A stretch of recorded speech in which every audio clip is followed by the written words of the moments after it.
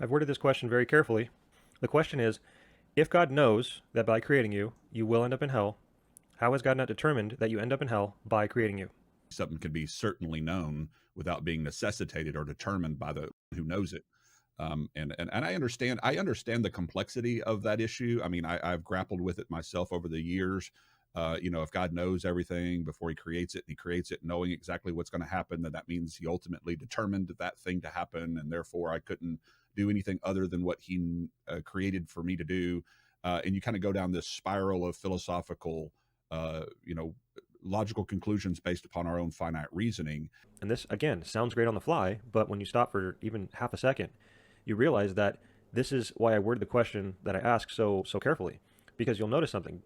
If God knows that by creating you, his knowledge is grounded in his own action, right? So the only way that the statement that if God foreknows something doesn't mean he determined it would be true is if the thing he's foreknowing is not traceable to him. In other words, he has nothing to do with, absolutely nothing to do with whatever it is he's foreknowing. And the reason that this ridiculous idea would even enter people's minds to begin with is because we always try to draw humanistic analogies and make things relatable to us. And unfortunately, this can result in a lot of false analogies. So people will say things like, well, I can foreknow things, right? Let's pretend I now have the magical thing called foreknowledge. I foreknow that tomorrow on the other side of the planet, X, Y, and Z are going to happen. But I had nothing to do with those things. So see, I proved my point. I can foreknow X, Y, and Z even though I had nothing to do with them.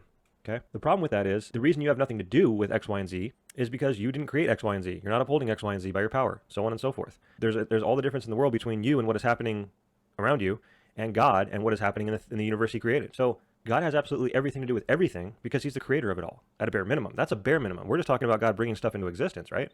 Or in the case of my question, we're just talking about God bringing you into existence, right? So already we would have to change that humanistic analogy from I foreknow on the other side of the planet X, Y, and Z to I foreknow that if I do something X, Y, and Z. Now the analogy is more accurate, right? Because we are grounding our foreknowledge in our own action.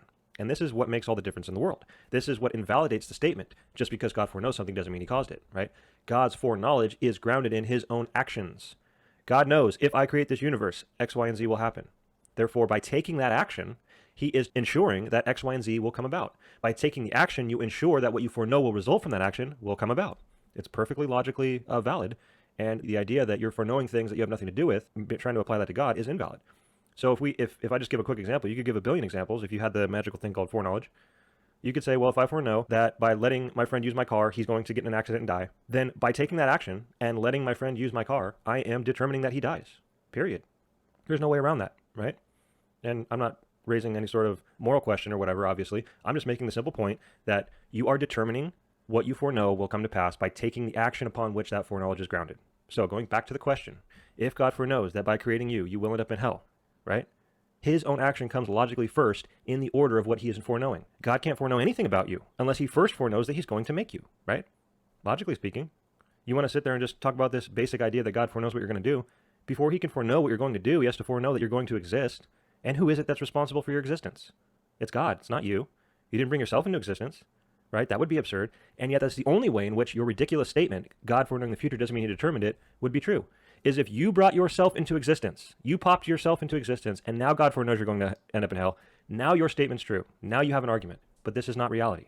Reality is God brought you into existence, and everything he foreknew about your future was first grounded in and is a result of his action to bring you into existence.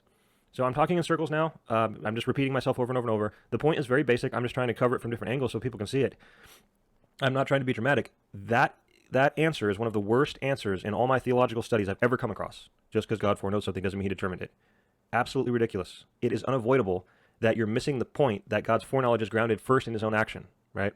And again, if you foreknow that by doing something, X, Y, and Z will happen, if you take that action and you do that something, you are determining that X, Y, and Z will happen, right? So this is unavoidable. And this is unavoidable not just from the creation of you or the creation of the universe. It's unavoidable from all angles when it comes to God. Because whether it's God creating the universe, whether it's God creating you, whether it's God taking action in time and interacting with people, God foreknows the results of his own actions every step of the way, and therefore by taking those actions, he is determining the future of those actions, period. Okay? And I challenge anybody to refute what I'm saying without appealing to mystery.